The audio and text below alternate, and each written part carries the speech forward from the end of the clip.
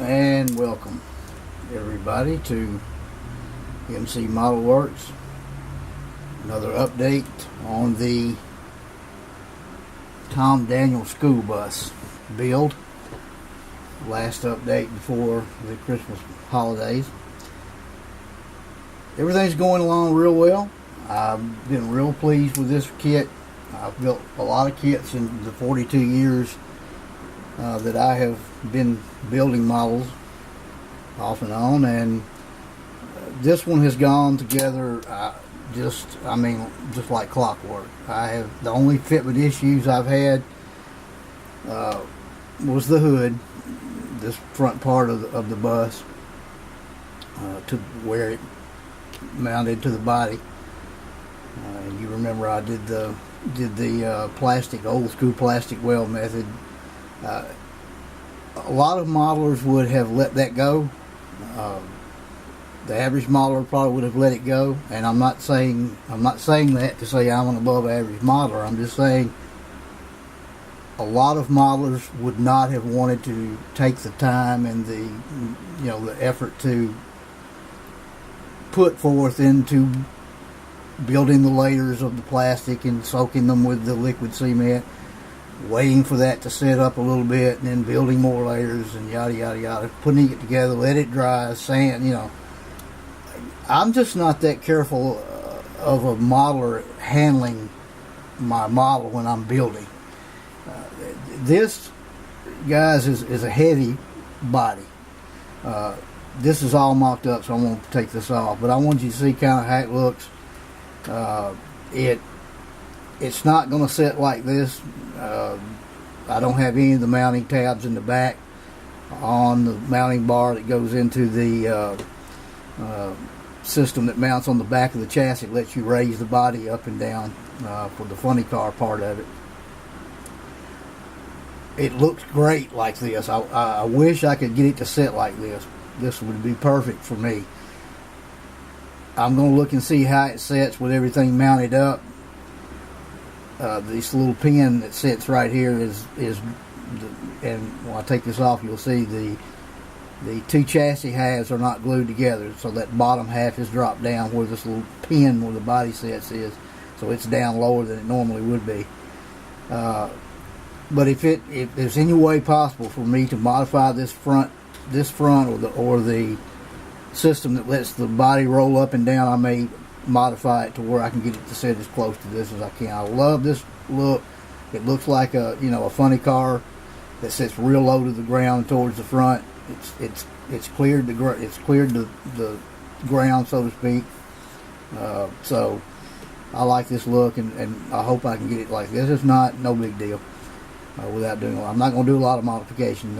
If I can take off, if it even comes down to just knocking these two mounting pins off, or these pins that where the body sits, I will, and let it sit directly on top of the air scoop. I may do that. I don't know, but we'll worry about that when we get to it. But like I said, this is a heavy body, and that's why I did this old school weld type thing. The plastic is very thick on this model. So I just didn't feel comfortable with that much weight of the body resting on just a flat surface on this hood. So I wanted to go ahead and give it something that's a little, more secure than just glue and two flat surfaces mated together. So, but here's what I've got so far. This, like I said, this is all just mocked up. You saw most of the chassis worked on the last video. Got the front suspension on, the front radius arms, the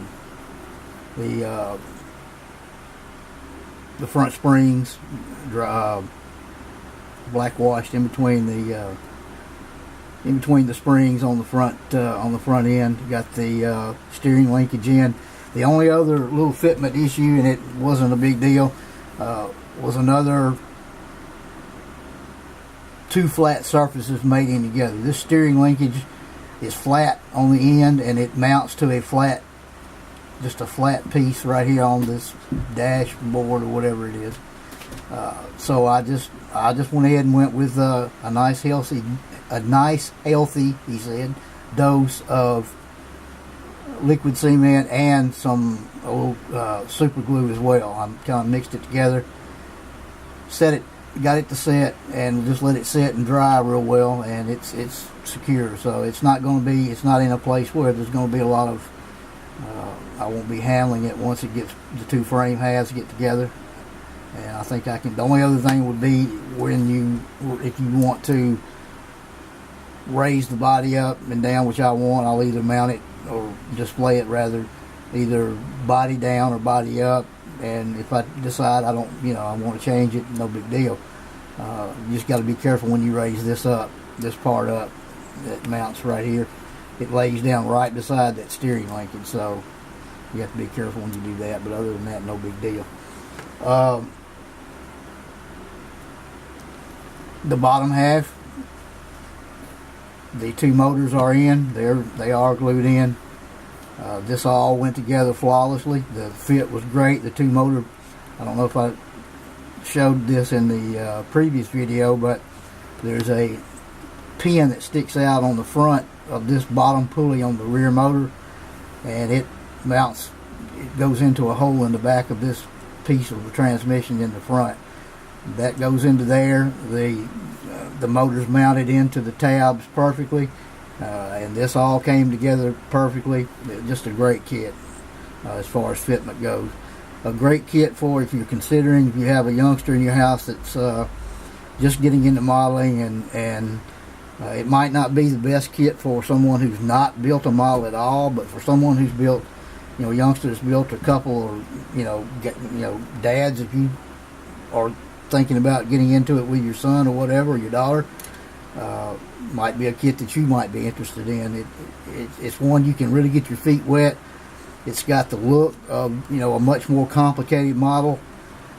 It's got all the parts of a thoroughly put together model. I mean, the detail is really good for just what I would call a fun model. The motor parts are you can see the detail is really good. You can pick it out, pick pieces of detail out. It's not overloaded with detail, but still enough to make it look like a really nice kit. I've had a lot of fun building this so far, so I would highly recommend this to a new modeler or a modeler who has not built very many models and wants to put something really cool on the shelf. And this is a really cool model. The only thing left for me to do except to prime and paint is to put the rest of the motor together. And here is what I was telling you in the previous video about you have to mount the motors first in the bottom part of the frame, because your header pipes lay into these channels that are cut into the heads, and they lay inside. It's kind of hard to do this with the pipes on, but I won't leave them for right now. The pipes go down inside here and then come out the bottom, and they lay inside those channels right there, and then the valve covers go on top. So that's why they want you to put the motors in first, and then once you get the pipes in and the valve covers on, then I will have to wire the two motors, and I've got those ready to go. I'll have to wire those the motors in while they're in the frame. So, and this is just craft acrylic, white craft acrylic mixed with this time gloss polyurethane, shot with the airbrush, drilled out the ends of the pipes to give them a little bit more realism. And after this dried, went over it with shot just a straight clear coat of the gloss poly to give it a little bit of a shine, to kind of give it that metal look that the satin probably wouldn't have done as good a job as. So I went with the white. I thought the white would really break up all the black and the silver that we've got going on in the rest of the model. So that's that. That's the bus. Like I said, I hope to have this ready to go to paint in the next couple of days. Probably won't paint it until after Christmas. The other thing I wanted to show you was I've been playing around kind of with the Aztec paints that you saw in one of the previous videos, and I wanted to show you some of the ones that I have kind of been messing with. These are just swatches, actually just strips of for sale sign that's, you know, just rough cut and not measured or anything, just eyeballed and cut. The first one is the transparent red, which is this one shot over the top of the pearl silver. And like I said, no thinning at all, just strictly paint shot through my airbrush at about 24 pounds. I shot like a mist coat, and then I went back and opened the brush up just a little bit, put a little bit heavier coat on, let that kind of tack up a little, and then my third coat I went kind of opened the brush up a little bit more and went kind of heavy, and did that 2 times and let that dry, and then airbrushed Future over the top of that. So and you'll have to excuse the fingerprints and also and I can't tell, you know, what it looks like from the camera. I can't sit and look at the same time, so I thought it turned out pretty good. I'm really pleased with of how they've come out so far. Alright, that's that one. This one I really like. This is the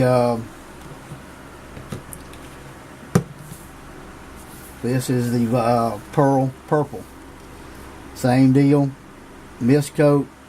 Open the brush up a little bit, a little heavier coat, and then 2 coats of fairly wet, with a little bit of dry time in between. Not long, just enough for it to tack up a little bit, give the paint a little something to bite, and then after it dried good, shot it with about an hour's dry time. Shot it with Future, airbrush Future, a couple of light coats of the Future, and then that's the result.